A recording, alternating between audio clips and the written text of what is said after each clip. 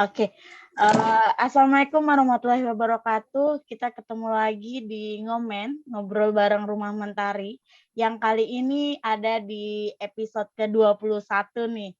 Dan di episode kali ini kita mengundang guru, pahlawan tanpa tanda jasa gitu kan. Tanpa beliau ini kita nggak akan menjadi orang besar gitu. Besar badannya, besar cita-citanya, besar harapannya gitu. Dan untuk tema di episode kali ini adalah penerapan sikap adil bagi guru dengan siswanya, antara siswa normal dan siswa yang berkebutuhan khusus. Sebelumnya saya perkenalkan dulu, di sini ada Bu Suci sebagai Kepala Sekolah TK Cahaya Ilmu. Halo Bu Suci. Assalamualaikum Kak Edang. Waalaikumsalam. Sehat Bu Suci?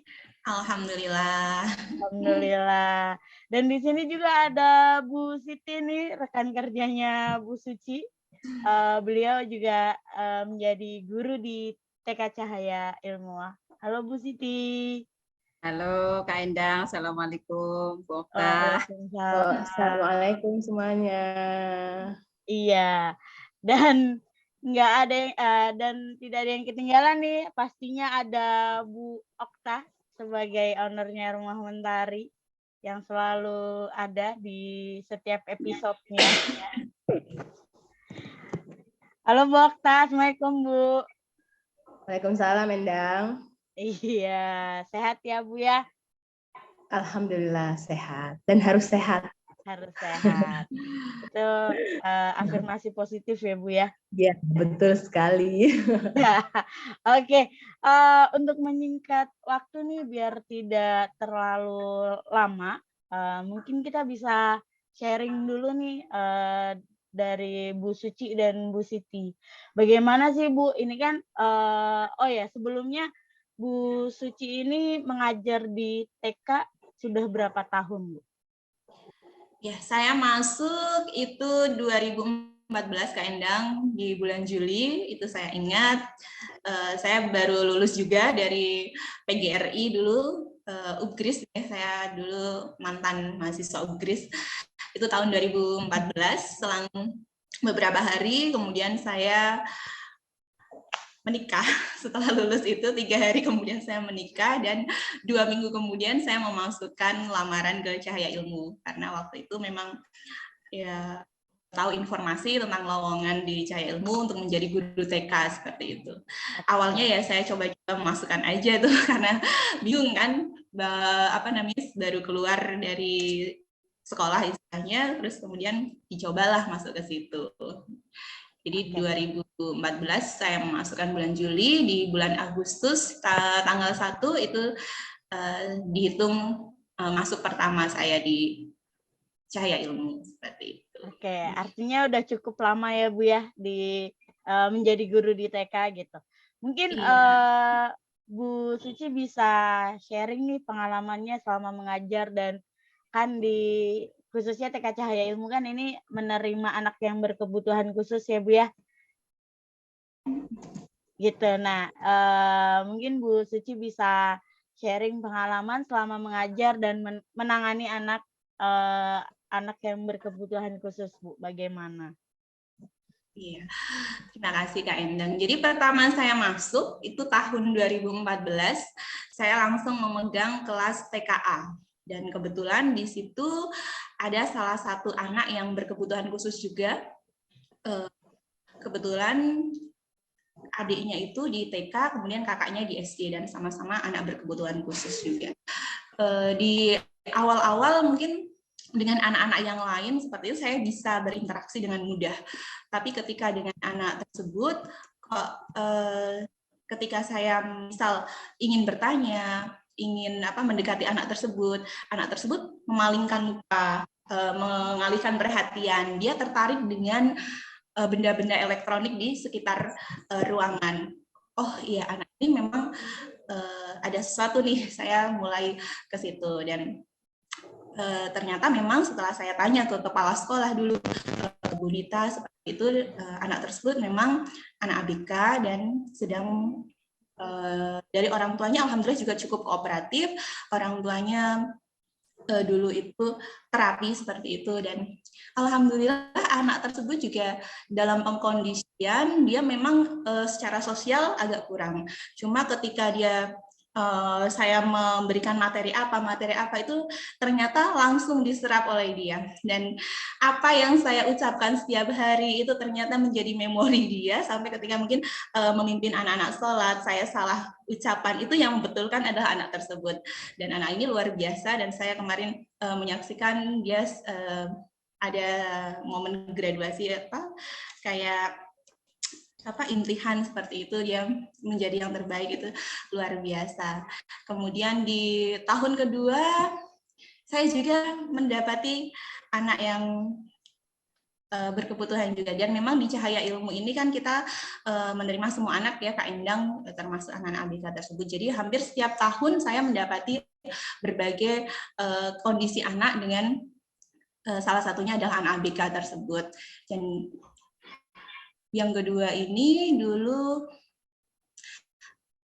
kategorinya sepertinya RM gitu ya, mental retardasi seperti itu. Dan mungkin dalam pembelajaran seperti itu memang mengalami keterlambatan. Hanya saja kita lebih konsen bagaimana dia kemandiriannya ketika dia masuk ke sekolah, dia meletakkan tasnya, sepatunya, dia bisa bergabung dengan teman, itu sudah hal yang luar biasa. Dan memang 2 tahun itu saya tidak didampingi dengan guru shadow, dan alhamdulillah anak tersebut memang dalam kondisi yang tidak terlalu distrak atau melukai teman ataupun apa. Jadi hanya pada sosial dan mungkin kemampuan dalam kognitif seperti itu. Kemudian di tahun berikutnya saya juga menjumpai lagi. Nah, ini yang mungkin agak kategorinya agak sedang sepertinya. Dulu ada anak yang mungkin autisme seperti itu, dan dia harus setiap hari datang ke sekolah ketika dikondisikan memang agak susah, dan dia memang didampingi oleh guru shadow. Di setiap hari masuk ke kamar mandi, inginnya menyiram-nyiram air seperti itu. Kemudian dulu kebetulan dibantu juga oleh guru shadow dari Rumah Mentari seperti itu. Dan alhamdulillah untuk pengkondisian anak itu kita betul-betul diajari bagaimana caranya hacking, bagaimana caranya untuk membuat anak fokus seperti itu. Dan ada juga yang anak dalam kondisi CP atau cerebral palsy seperti itu juga ada, dan itu juga dulu didampingi oleh shadow. Dan hal-hal seperti itu yang membuat kita belajar banyak hal Kak Endang tentang bagaimana memahami anak masing-masing dengan karakteristiknya, bagaimana dengan kebutuhannya seperti itu, dan itu sangat penting sekali dan itu sangat berarti bagi kami pendidik-pendidik di Cahaya Ilmu. Jadi mungkin dengan kita menerima anak-anak yang istimewa tersebut, jadi effort kita setiap hari untuk bagaimana strategi kita untuk menciptakan kelas yang benar-benar bisa nih untuk anak-anak yang reguler maupun anak ABK, bisa mereka nyaman semuanya, mereka mendapat hak yang sama untuk mendapatkan pendidikan pelayanan seperti itu, dan tentu saja perkembangan mereka juga harus kita perhatikan agar tumbuh secara optimal seperti itu. Masya Allah, udah lama sekali ya Bu ya, pengalamannya juga banyak dari menangani anak yang retardasi mental sampai anak yang cerebral palsy, itu kan pasti cara penanganannya kan juga beda-beda ya Bu ya. Betul. Oke, dan satu kelas itu pastinya campur kan Bu, maksudnya ada anak yang berkebutuhan khusus dan ada anak yang normal gitu ya. Iya, betul. Oke, dan mungkin di sini Bu Siti bisa menceritakan Bu, dulu sudah berapa lama mengajar di TK? Iya Kak Endang, kalau saya itu bergabung di TK dari 2017 ya Kak Endang, karena dulu sebenarnya saya masuk ke Cahaya Ilmu itu dari 2014. Dari 2014 mungkin Bu Suci di awal semester, saya di semester kedua. Dan di awal masuk itu saya tidak di SD, tidak di TK dulu. Di SD itu saya sebagai guru sedo, sebagai guru pendamping, dan di mana di situ saya mendampingi anak yang istimewa, anak yang luar biasa menurut saya, dan itu pengalaman yang sangat berharga buat saya, dan itu menjadi bekal saya sampai sekarang, di mana cara menangani anak yang istimewa, kemudian cara menangani anak yang normal seperti biasanya. Jadi dulu waktu jadi guru sedo itu pengalamannya sangat-sangat luar biasa dan tidak mudah untuk dilupakan Kak Endang. Pernah digigit, pernah di ini, dan kebetulan pas waktu itu juga masih dengan Bu Okta, saya sering sharing dengan Bu Okta bagaimana cara menanganinya setiap hari. Jadi ilmu yang saya dapat dari Bu Okta itu saya terapkan untuk menangani anak tersebut. Dan yang di awal tahun itu saya menangani anak yang berkebutuhan khusus, tapi itu apa Kak Endang? Dia itu cerdas, cuman lebih ke perilaku dan kefokusan gitu Kak Endang. Oh, ada mungkin Bu atau? Ya, mungkin. Ya. Nah, di situ alhamdulillahnya komunikasi dengan orang tuanya juga kooperatif, ya. Terapi juga, kemudian ketika saya menyampaikan di sekolahnya misalkan harus seperti ini, di rumah dilanjutkan seperti ini juga. Nah itu komunikasi dengan orang tuanya bagus, sehingga anaknya juga semakin hari semakin bagus perkembangannya Kak Endang, sampai kalau saya lihat itu di kelas itu untuk secara akademisnya dia paling unggul dari anak-anak yang lainnya, tapi ketika di perilakunya itu yang dia emosinya yang tidak terkontrol, kemudian ketika saya tuh harus meredamkan dia ketika dia merasa kalah tuh dia tidak mau. Jadi saya harus menerapkan kalah dan menang itu biasa seperti itu. Jadi kamu harus bisa menerima kekalahan kamu. Dan alhamdulillah sih anaknya bagus sekali, dan sekarang pas di tahun kedua itu sempat dari terapisnya itu menyampaikan kalau anak tersebut sudah tidak usah pakai shadow lagi, tidak masalah karena dia sudah bagus seperti itu. Kemudian di tahun keduanya saya dapat mendampingi berbanding terbalik. Jadi dari segi perkembangan akademiknya itu jauh dari yang penting dia harus bisa menolong dirinya sendiri gitu. Nah, alhamdulillah ketika di sekolah menerapkan kamu harus bisa mandiri, dan ini pas dia naik ke kelas 2 itu dia sudah bisa ke kamar mandi sendiri, kemudian dia sudah bisa meletakkan tas sendiri, menyimpan sepatu sendiri seperti itu Kak Endang. Kemudian ketika masuk ke TK, pertama kali ngajar di TKA itu juga saya dapat anak istimewa juga Kak Endang. Dan ini alhamdulillah saya juga dibantu sama guru sedo. Tapi waktu itu guru sedonya ini nggak tegaan. Tidak tegaan. Jadi ketika dia tantrum, saya yang harus turun tangan menghacking dia. Gitu dia saya tuh Bu Siti, mohon maaf, saya tuh nggak tega kalau menghacking dia, itu saya suka menangis sendiri. Akhirnya saya harus turun tangan untuk menangani anak tersebut. Tapi selama 3 bulan itu akhirnya di tahun kedua dia tanpa sedo, dipegang saya juga tanpa sedo, alhamdulillah sudah berjalan seperti anak pada umumnya. Nah, di situ kita belajar bagaimana cara untuk bahwa semua anak itu berhak untuk mendapatkan perlakuan yang sama. Kemudian ketika kita dengan anak berkebutuhan khusus itu kan memang kita harus menyampaikan ke anak yang normal gitu, kalau misalkan si anak ini tuh berbeda dengan kita. Saya Bu Siti itu harus lebih perhatian karena belum paham seperti itu. Jadi anak teman-temannya juga paham, oh anak ini kenapa kok Bu Siti harus lebih dekat, harus lebih ini dengan ini, karena si anak itu berbeda seperti itu.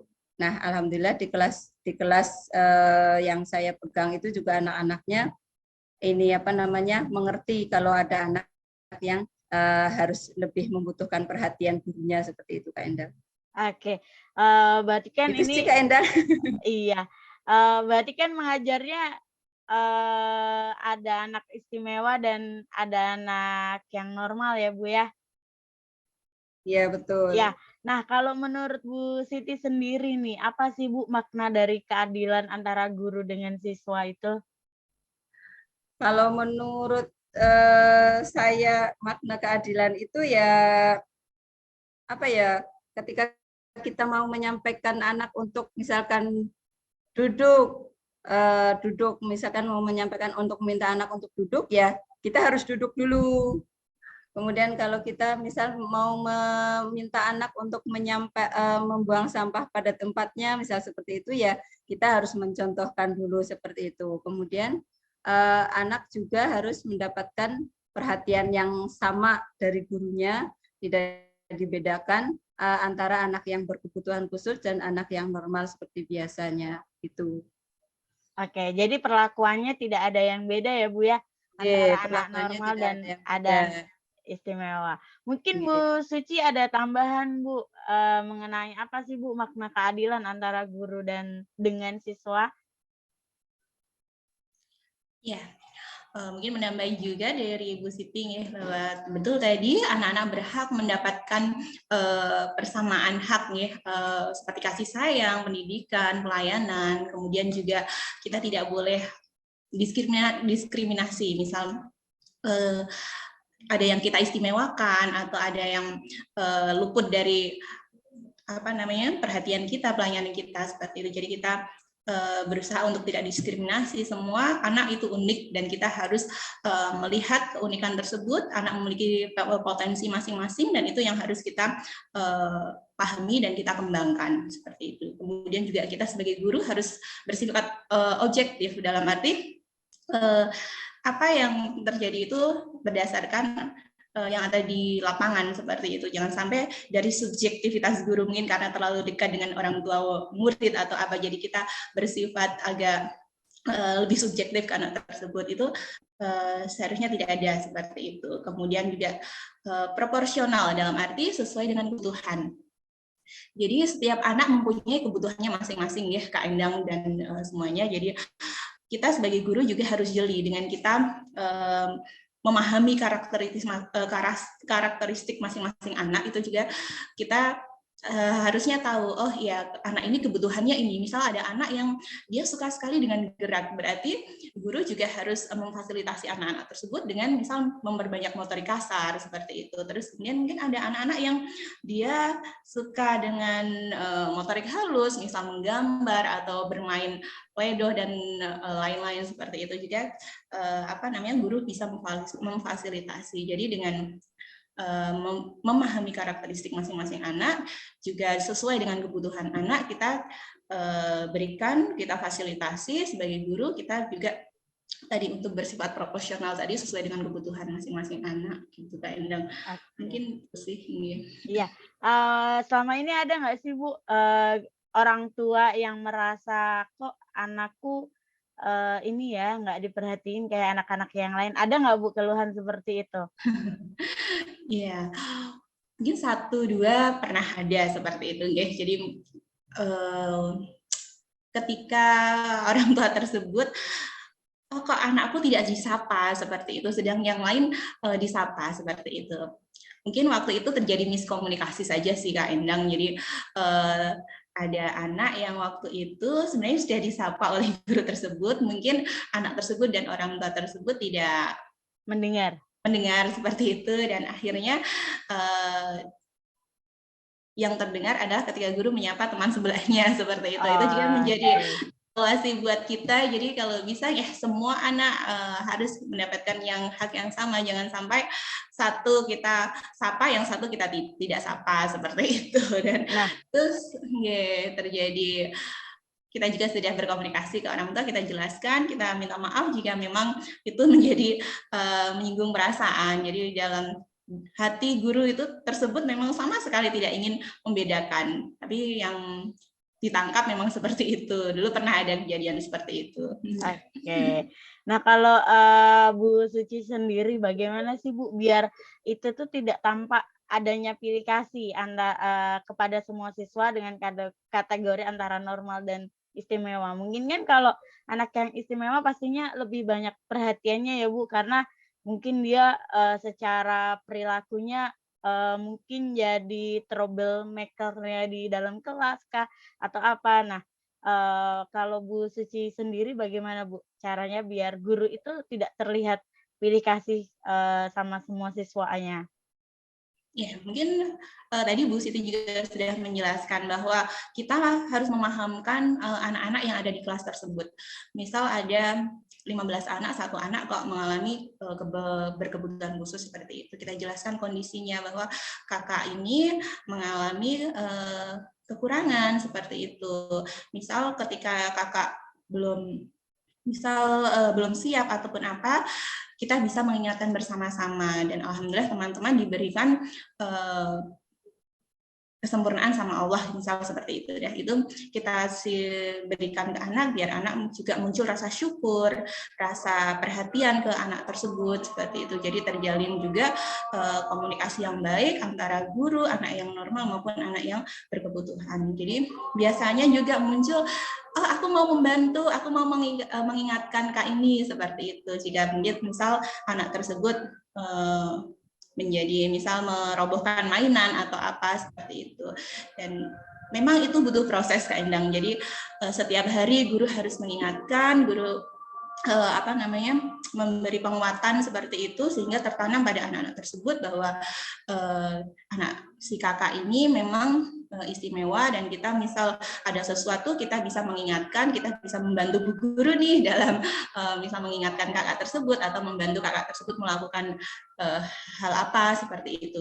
Jadi agar muncul juga sikap saling toleransi, kemudian simpati tadi, mau membantu, juga tentu saja rasa syukur itu yang utama untuk anak-anak yang mungkin tidak dalam keadaan kebutuhan khusus seperti itu. Terus kemudian kita juga harus berkomunikasi dengan orang tua tentunya, karena pendidikan kan mungkin 20% bisa kita tangani di sekolah, namun yang paling utama kan di rumah.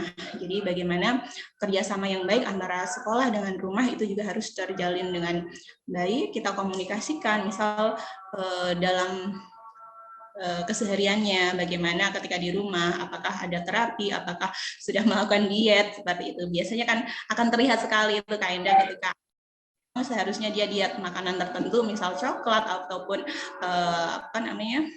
gluten seperti itu, yang ketika kecentok itu di sekolah langsung wow seperti itu, dan itu memang butuh sekali kerja orang tua seperti itu. Oke, jadi pertamanya memberikan pemahaman untuk siswa yang normal dulu ya Bu ya, biar tidak merasa ada pilih kasih di kelas. Selain ke siswa juga ke orang tua. Ke orang tua juga, oke.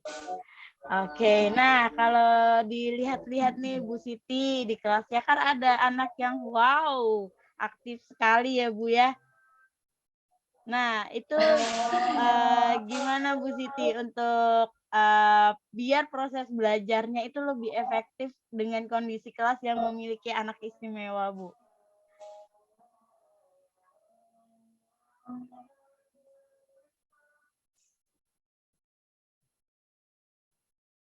Masih di mute, Bu?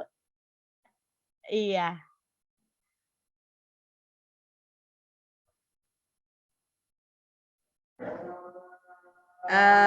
Tadi yang disampaikan sama Bu Suci itu kan kita lebih awal itu untuk memberi pemahaman kepada anak-anak satu kelas, kalau di kelas itu ada satu anak yang istimewa yang tidak sama dengan anak-anak yang lainnya.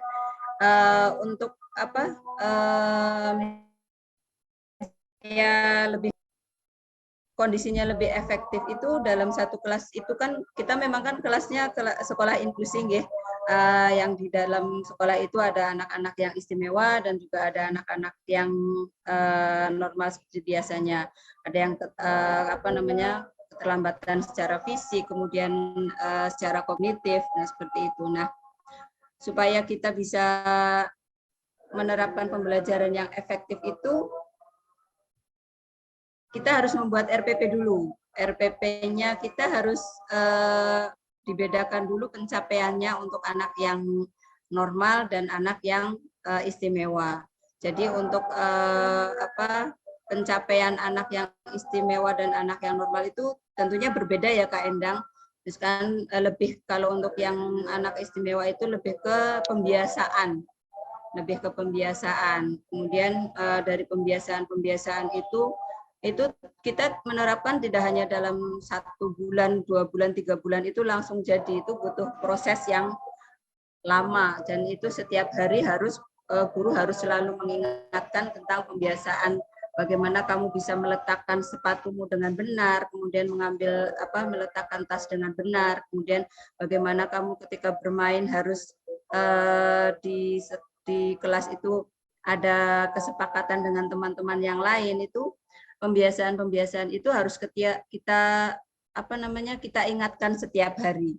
Jadi itu memang prosesnya tidak mudah dan tidak butuh waktu lama lah untuk menerapkan pembiasaan itu. Kemudian untuk keefektifannya itu yang pertama membuat RPPH dengan pencapaian yang berbeda. Kemudian yang kedua itu kita ke anak yang istimewa itu biasanya kan tidak bisa bekerja sama dengan temannya, tidak bisa bekerja sama. Ada yang bisa bekerja sama hanya sebentar saja, kemudian setelah itu dia punya kegiatan sendiri seperti itu. Tapi kita tetap fasilitasi anak tersebut. Jadi supaya berjalan sama dengan anak-anak yang lain, kita tidak melihat hasil akhirnya, tapi bagaimana prosesnya dia bermain dengan temannya, kemudian hasil akhir dia bermain itu seperti apa, seperti itu Pak Bu Endang. Tidak melihat hasil akhirnya pencapaiannya, tapi kita lihat prosesnya bagaimana. Oke, nah itu kan pasti secara proses dan hasil akhir itu kan berbeda ya Bu Siti ya. Nah itu pemberian nilainya tuh bagaimana tuh Bu? Untuk pemberian nilainya, kalau misalkan kita mau pembiasaan, untuk menerapkan pembiasaan ke anak tersebut ya, standarnya tidak terlalu tinggi. Jadi misalkan anak yang normal itu dia targetnya hari ini dia bisa bermain proyek, misalkan dari kegiatan hari ini, besok kita mau bermain melanjutkan kegiatan ini, apa yang teman-teman tambahkan misalkan.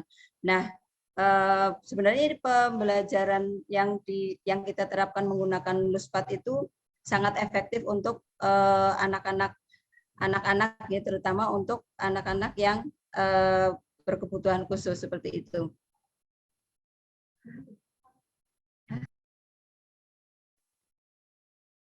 Oke. Sebentar ada iklan. Iya, nggak apa-apa Bu. Terus kemudian untuk misalkan anak normal dia bisa membuat bangunan sesuai dengan apa yang dia rencanakan hari kemarin. Tapi untuk anak yang berkebutuhan khusus itu kan biasanya dia tidak, besok mau bermain apa, dia belum bisa mengonsep dari hari ini. Gitu. Jadi untuk penilaiannya kita lebih ke prosesnya dia bermain, dia bisa menyusun balok dengan berpola, atau dia menyusun balok dengan tinggi rendah seperti itu. Kalau untuk yang anak normal kan dia bisa menyusun membuat bangunan sesuai dengan apa yang dilihat seperti itu. Tapi kalau untuk yang berkebutuhan khusus kan biasanya dia hanya sampai dia dengan bentuk yang kotak, atau dia menyusun dengan bentuk pola, kemudian tinggi rendah seperti itu Kak Endang. Oke, jadi secara targetnya udah beda ya Bu ya? Jadi untuk targetnya tidak sama dengan anak-anak yang normal seperti biasanya. Jadi lebih targetnya lebih disesuaikan dengan kemampuan anak tersebut. Oke. Mungkin Bu Suci nih yang sebagai kepala sekolah, sering nggak sih Bu ada keluhan dari orang tua, "Duh Bu, anak saya jangan sekelas sama anak ini karena dia selalu memukul," atau bagaimana, sering nggak Bu? Nah itu apa yang dilakukan Bu Suci atau cara komunikasinya bagaimana dengan orang tua yang mengeluh ini Bu?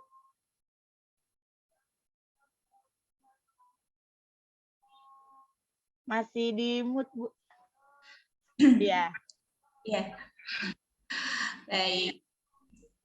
Sempat beberapa kali ada keluhan seperti itu juga Kak Endang. Mungkin mereka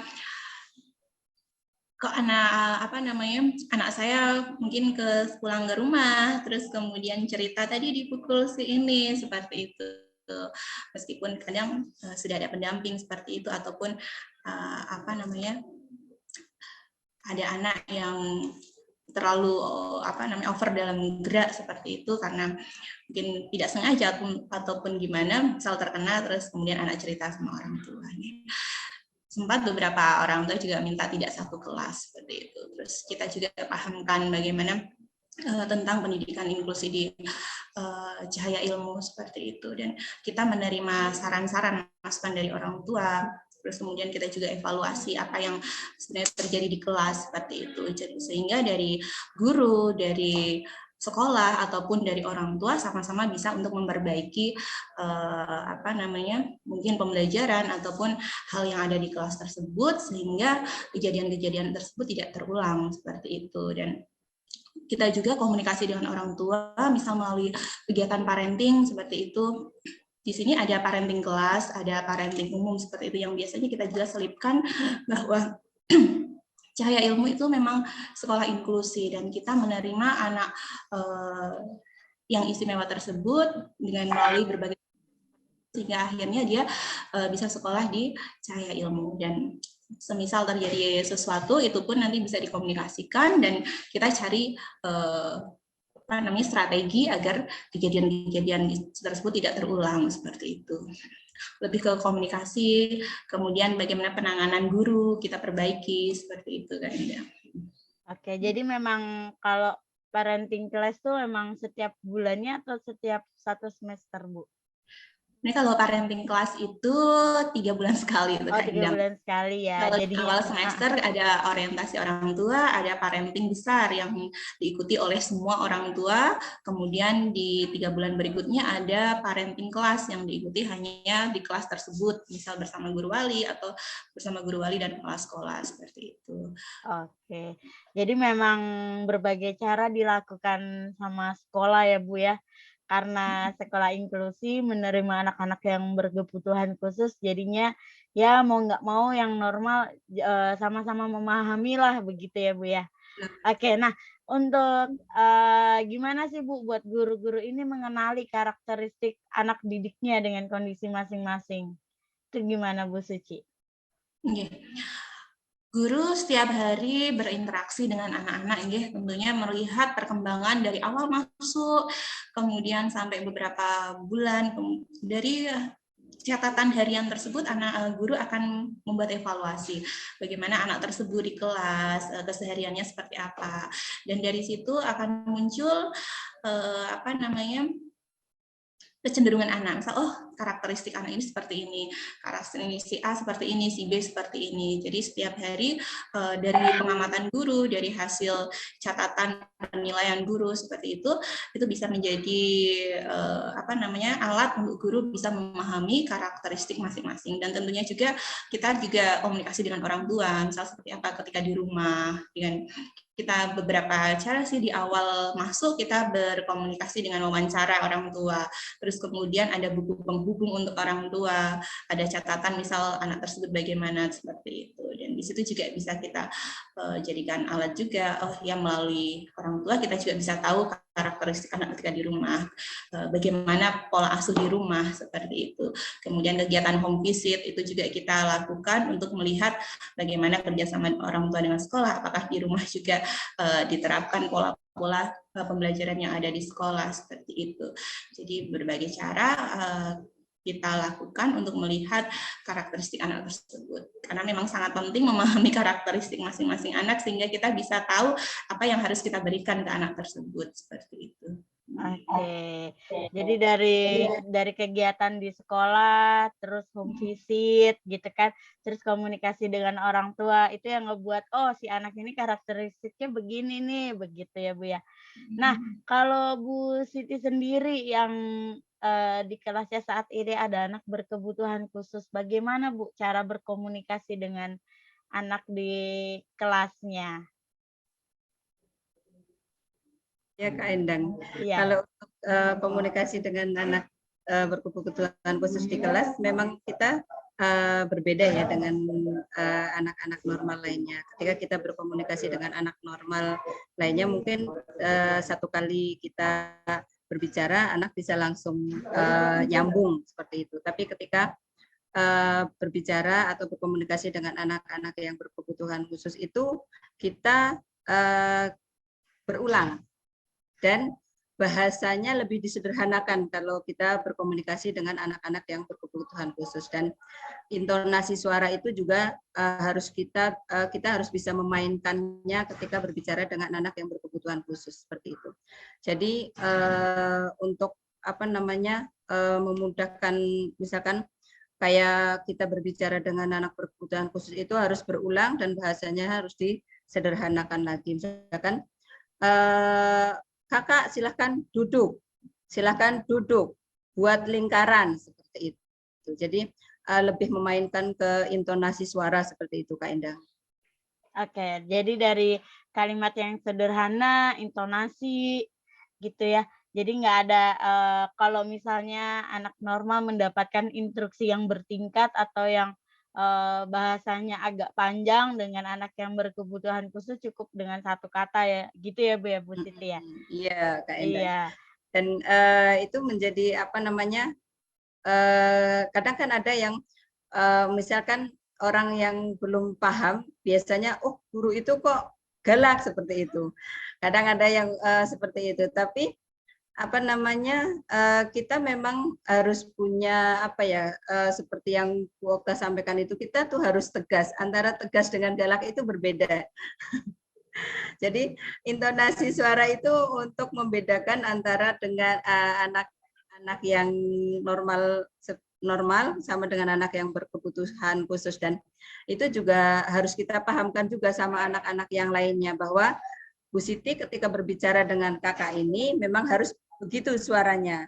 Bu Siti bukan berarti Bu Siti galak, tapi memang bicaranya Bu Siti harus seperti ini dengan kakak, seperti itu. Jadi kita juga harus pahamkan juga ke anak-anak yang lain. Jadi mungkin di kelas-kelas saya di awal masuk, mungkin 3 bulan pertama itu saya lebih mengenal karakter anak masing-masing Kak Endang. Kemudian pemahaman, misalkan ada anak yang berkebutuhan masuk di kelas saya pahamkan dulu ke anak-anak yang lain bahwa di sini di kelas kita ada anak yang berbeda dengan kita. Jadi ketika Bu Siti berbicara dengan anak tersebut, memang Bu Siti bahasanya seperti itu, suaranya seperti itu. Jadi bukan berarti Bu Siti galak atau marah dengan anak tersebut, seperti itu. Oke, jadi sering dapat predikat guru galak ya Bu ya? Karena suaranya seperti itu Kak Endang. Suaranya ketika kita memang berkomunikasi dengan anak yang berkebutuhan khusus itu kan kita harus lebih tok seperti itu. Bahasanya harus lebih dipersingkat lagi supaya anak itu cepat paham seperti itu. Kalau kita berbicara dengan anak tersebut terlalu banyak kata, terlalu banyak kalimat, anaknya tidak paham seperti itu. Jadi bahasanya harus dipersingkat, terus kemudian intonasi suara juga harus dimainkan. Oke, mungkin ada tambahan nih dari Bu Suci, sepertinya tidak mendapatkan guru tergalak di sekolah. Kalau Bu Suci sendiri bagaimana Bu untuk berkomunikasi dengan anak yang istimewa? Ya Kak Endang, jadi tadi dengan anak-anak istimewa memang harus dengan tatapan mata ya. Jadi kita arahkan anak untuk fokus melihat apa yang kita sampaikan seperti itu. Biasanya lihat Bu Suci atau lihat misal siapa seperti itu. Terus kemudian salim misal seperti itu. Ucap salam, assalamualaikum. Jadi memang harus ada kontak mata ya, terutama untuk anak-anak yang memang kefokusannya kurang seperti itu. Terus kemudian kita gunakan bahasa yang singkat, bahasa yang jelas untuk anak-anak, dan berulang, misal duduk, duduk. Nah, jadi biasanya kita sih selalu diberi arahan nih sama Bu Okta ya, bagaimana cara untuk berkomunikasi dengan anak-anak istimewa tersebut kayak gitu. Tadi singkat, berulang, kemudian intonasi juga jelas. Gitu. Oke, jadi kurang lebih sama dengan yang disampaikan oleh Bu Siti ya Bu ya? Iya. Oke, nah mungkin gimana sih Bu kesan Bu Suci ini selama menjadi guru PAUD yang juga mengajar anak istimewa? Ada nggak Bu keluhan ataupun kesulitan yang dialami Bu Suci selama mengajar? Iya, mungkin kalau kesulitan, kalau secara umum saya sangat bersyukur ya bisa berinteraksi dengan mereka, bahkan bisa menjadi guru mereka seperti itu ketika di kelas itu sangat luar biasa bagi saya. Jadi dengan mengetahui anak-anak berkebutuhan khusus seperti ini, kita juga harus banyak belajar tentang bagaimana cara menanganinya. Jadi informasi yang kita dapatkan juga akan lebih banyak daripada misal kita hanya mengajar anak normal seperti itu. Kemudian mungkin keluhan-keluhannya, ini ketika seharusnya ada guru sedo, terus guru sedo tersebut tidak datang. Itu jadi agak kacau. Jadi misal kan biasanya ada rekomendasi mana saja yang perlu guru sedo seperti itu. Kadang kan yang keadaan seperti itu kita sudah menyiapkan nih mainan-mainan untuk anak-anak. Kemudian seharusnya bisa didampingi oleh guru sedo tersebut tidak hadir. Udah kita agak kewalahan nih dalam penanganan. Biasanya itu yang menjadi kendala di kelas seperti itu. Terus kemudian mungkin ketika orang tua tidak bisa bekerja sama, itu juga menjadi salah satu kendala. Kadang ketika kita sudah mengingatkan untuk tidak membawakan makanan ini atau yang menjadi pantangan seperti itu masih dibawakan, itu kan juga berakibat kepada perilaku di sekolah seperti itu. Dan tantangan terbesarnya ya itu kita harus banyak menggali informasi mengenai cara-cara untuk menangani anak-anak tersebut seperti itu. Kita mungkin tidak setiap saat bisa mendapat pembinaan ya dari lembaga psikolog seperti Rumah Mentari atau Bu Okta, tapi kita juga harus bisa sebagai guru ya cari referensi sebanyak-banyaknya seperti itu sehingga apa yang kita terapkan ke anak tersebut bisa efektif, bisa tepat dan menstimulasi perkembangan anak tersebut seperti itu. Oke, terima kasih Bu Suci. Mungkin kita bisa mendengar nih kesannya dari Bu Siti selama mengajar di TK yang di kelasnya terdapat anak istimewa. Mungkin pernah mengalami kesulitan Bu dalam penanganan ataupun wah tidak Kak, saya baik-baik saja, saya senang sekali. Bagaimana Bu Siti?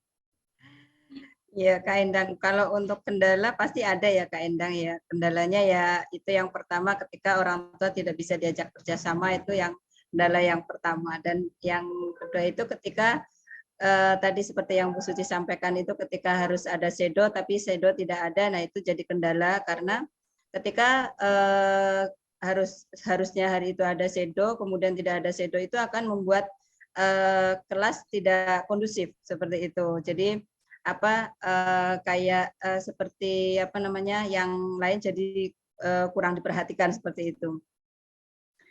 Untuk kesannya saya sangat bersyukur ya Kak Endang ketika saya masuk ke Cahaya Ilmu, saya pertama masuk itu saya diberi pengalaman saya menjadi guru sedo itu pengalaman yang sangat berharga. Dari situ saya belajar bagaimana cara menghadapi anak masing-masing anak, karena anak itu punya karakter yang berbeda-beda dan terlebih dengan anak yang berkebutuhan khusus.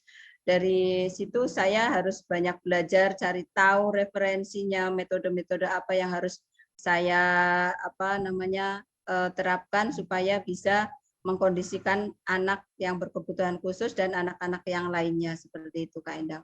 Itu pengalaman dan kesan yang sangat luar biasa buat saya dan alhamdulillah dengan kita dipercaya untuk mendampingi anak-anak yang berkebutuhan khusus itu, kita jadi banyak belajar dari mereka, dari anak tersebut kita banyak belajar, Kak Endang.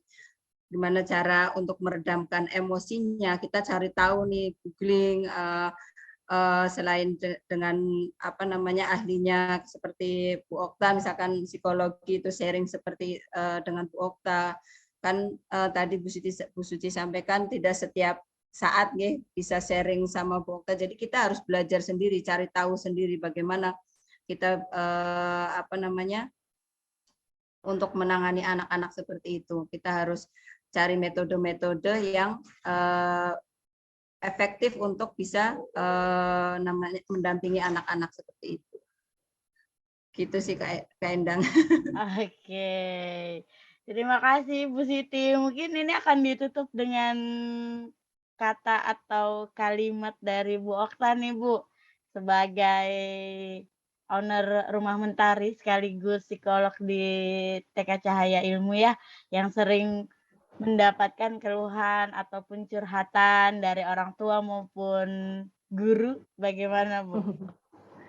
Oke, Kak Endang, terima kasih. Diskusinya menyenangkan sekali ya. Panjang ya, Kak Endang ya. Kalau misalkan kita nggak hentikan akan nggak bisa selesai tentang anak yang sangat istimewa.